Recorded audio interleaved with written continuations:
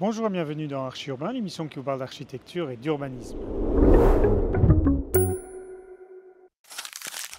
Dans cette émission, je vous propose de dresser le portrait d'un projet qui s'appelle Ransbeek, tout simplement parce qu'il se trouve à la rue de Ransbeek. Pour nous parler de ce projet, j'ai donné rendez-vous à l'architecte Olivier Mathieu de B612 ainsi qu'à Deborah van der Linden, qui est directrice technique de la régie foncière de la ville de Bruxelles. On les retrouve tout de suite sur le chantier. Nous sommes à Nederoverenbeek, rue Ransbeek, au numéro 16. Le site actuellement ne contient que des logements pour personnes âgées. Et la demande du maître d'ouvrage était de faire un projet mixte en maintenant 20 logements pour personnes âgées et en ajoutant un centre collectif, donc pour personnes avec un déficit mental, avec un centre de jour, un centre de nuit, ce qui permettra d'avoir une synergie en réalité entre les deux types d'occupation.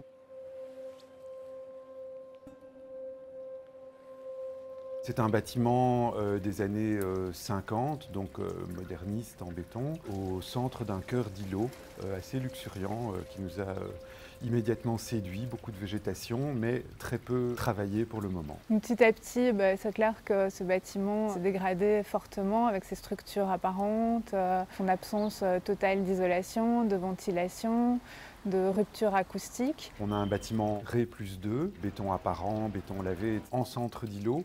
Et je suppose que pour cette raison, ils n'ont pas construit très haut. On a un jeu de coursives et de passerelles qui relient les deux bâtiments et qui desservent le bâtiment long. Ce qui est un peu particulier sur ce site et sur l'implantation de ces bâtiments, c'est qu'ils sont construits en retrait de l'alignement et donc ne sont pas visibles depuis la voirie directement. Nos études de faisabilité nous ont orientés vers une rénovation totale, prenant en charge tout le site. La proposition de B612 nous a fortement rassurés sur le programme, que le programme correspondait véritablement au site, puisque nous avions prévu un programme sensiblement plus dense. C'est le seul bureau d'études qui a gardé l'entièreté des bétons, même s'il était conseillé de capitaliser sur les structures existantes. Certains bureaux d'études avaient plus démoli que d'autres. L'objectif du projet à la base, c'était de réutiliser au minimum 70% des structures en béton des bâtiments existants. Alors nous avons développé l'étude, on s'est rendu compte qu'on pouvait conserver plus et en réalité on conserve peut-être 99% disons des structures en béton. B612 a vraiment répondu de manière assez juste, de manière intelligente, avec beaucoup de sobriété. On a décidé de pousser la question de l'économie circulaire la plus loin possible, au-delà de la simple conservation des structures en béton, mais dans les différents éléments du projet, les éléments techniques, les éléments de finition, les éléments de façade. Et donc le projet se voulait quelque part exemplatif déjà pour nous et pour la ville en termes de circularité, et donc forcément le programme et l'ambition de Renolab s'est un petit peu imposé comme une évidence. Donc on s'est dit qu'on allait en synergie avec Renolab d'abord poser candidature, on a été accepté, et puis pousser le projet et ses différentes composantes le plus loin possible. Notre approche dans les différents projets, mais ici aussi en particulier, est toujours très transversale en termes de biodiversité et de gestion des eaux. Notre idée, ça a été aussi de pousser cet aspect-là assez loin, et notamment en travaillant la gestion des eaux. On retravaille la topographie du site avec des jeux de remblais, de déblais. Donc, on équilibre les remblais des blés, on ne va pas évacuer de terre, mais ça nous permet de créer des dépressions et d'avoir des retenues d'eau naturelles qui vont permettre d'absorber en fait une pluie et un orage centennal. Je pense qu'on pourra inaugurer d'ici 2 ans, si tout se déroule correctement. En tous les cas, c'est notre souhait de réhabiliter ce site au plus vite et de pouvoir réaccueillir à nouveau des locataires. Sous le sapin de Noël, j'ai reçu 3 livres Made in Brussels édités par CityDev Brussels qui présentent les activités productives qui se trouvent dans leur bâtiment, mais également le Soft Power qui revient sur les 10 ans du Bouwmeester, le maître architecte de Bruxelles. Et enfin, saviez-vous que la révolution urbaine is a fun sketch? Et j'ai demandé à ses auteurs de nous présenter le bouquin. Hello everybody, we are Stripping Architecture and today we will introduce you our book. The Urban Revolution is a fun sketch. With this book, we're trying to show you and to explain to you urban phenomena and urban complexities with nice, interesting fun and thought-provoking illustrations. As you see here, some sketches have QR code. This QR code, if you scan it, you go to our Instagram page with a very nice video that elaborate more and explain the issue about this sketch. And even more, most of these illustrations are explained in a longer YouTube video format where you actually can find the links on the last page of this book. So we hope that this book will help you to explore the series with different kind of interesting alternative ways of imagination. Bonjour, je suis Olivier Mathieu, ingénieur architecte, associé fondateur avec l'IMETIenne de B612 Architectes. B612 Architectes est un bureau d'architecture contemporaine et durable, fondé à Bruxelles en 1997. La durabilité m'interpelle parce que c'est une évidence pour nous aujourd'hui.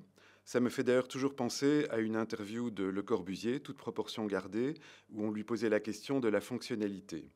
Alors il répond « L'architecture fonctionnelle, c'est un propos de journaliste, c'est un pléonasme.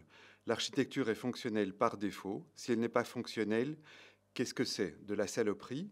L'architecture est le jeu savant, correct et magnifique des formes assemblées sous la lumière. » J'aime beaucoup cette réponse parce qu'elle correspond aussi à la question de la durabilité aujourd'hui. Qu'est-ce que l'architecture si elle n'est pas durable? L'architecture doit être durable aujourd'hui par défaut. La durabilité est souvent mal comprise parce que ce n'est pas une chose qui dure ou qui est durable, mais c'est la globalité qui doit être durable. Dans la définition de la durabilité, on prend souvent la notion des générations futures. Donc la durabilité, c'est pouvoir vivre et développer nos solutions aujourd'hui, tout en laissant aux générations futures la possibilité de développer également leurs propres besoins. Nous sommes particulièrement sensibles dans cette optique à la question de l'équité et de l'équilibre. Le rôle de l'architecte pour nous est de proposer l'équilibre le plus juste entre les différents paramètres et dans les différents champs de l'architecture, le contexte, le concept, les ambitions du projet. On va toujours bien sûr essayer de tout faire, mais qu'est-ce qu'on va mettre en priorité? Est-ce qu'on assure la meilleure démontabilité du projet pour demain, dans le futur? Est-ce qu'aujourd'hui, on réduit au minimum l'empreinte carbone du projet? Est-ce qu'on réduit au minimum les techniques et les matières à mettre en œuvre? Les questions sont multiples et c'est à nous de proposer l'équilibre.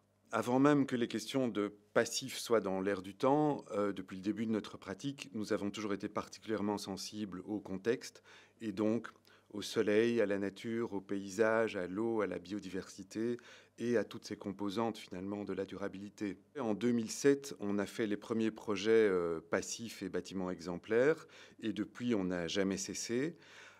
Tout en relevant et en réorientant les préoccupations. Donc aujourd'hui, on est particulièrement préoccupé par le zéro rejet eau de pluie, le zéro énergie carbonée, le réemploi et la circularité, bien sûr. Première prise de contact avec le bâtiment du Labo Nord. Et donc on a eu l'occasion d'avoir à prêter du matériel pour faire un scan du bâtiment. C'est des technologies qui ne sont pas encore fort appliquées en rénovation. Les scanners coûtent cher. Aujourd'hui, on a eu un scanner à prêter de l'entreprise Leica.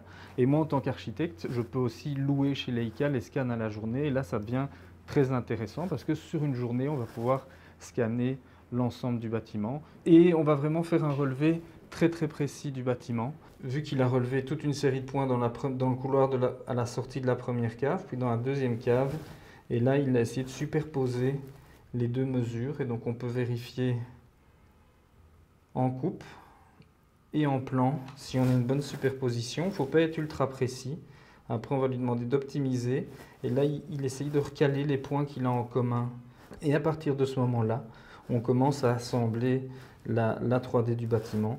On peut avoir un aperçu. Ici, c'est le niveau des caves qui commence à se dessiner. Et on va pouvoir faire ça dans toute la maison et on va avoir un relevé assez précis, plan, plafond, sol, qui permet vraiment après d'évaluer finalement l'état sanitaire du bâtiment de manière assez précise. Il y a eu des déformations, des transformations au niveau des planchers. On va pouvoir voir à un moment, analyser toutes les déformations et vraiment avoir une analyse assez fine de l'état du bâtiment. et dans le cadre de la rénovation, voir ce qu'il y a vraiment lieu de remplacer et de voir si on peut, je crois que c'est ça le gros enjeu, c'est si on peut récupérer certaines choses. On va avoir toute une série de données qu'on va pouvoir ensuite exploiter au bureau, alors que quand on fait un relevé au télémètre, on va prendre quelques points à la minute. Dans le meilleur des cas, ici, c'est 2 millions de points à la seconde qui sont relevés.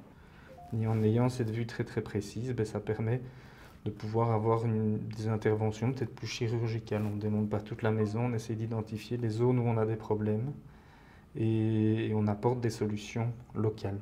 Beaucoup de grosses rénovations, c'est table rase. On va vider l'intérieur, on va garder un gros œuvre et puis on recommence. Moi, je travaille dans le patrimoine, j'utilise beaucoup le scanner pour justement identifier des problèmes locaux et apporter des solutions locales. Dans des bâtiments plus anciens, quand on a des défauts par exemple dans les charpentes qu'on va pouvoir relever avec le scanner, on va pouvoir croiser les déformations de toiture avec les déformations du toit, identifier des ruptures qu'on a pu avoir dans des assemblages. Dans l'optique du Labonor qui est d'essayer d'avoir une démarche la plus durable possible, à un moment, évaluer la situation existante, partir du principe qu'on va conserver tout ce qu'on peut conserver, c'est important. Et donc, ce n'est pas de dire qu'on va pouvoir tout conserver, mais au moins ce qu'on va enlever, on pourra objectiver les différents choix.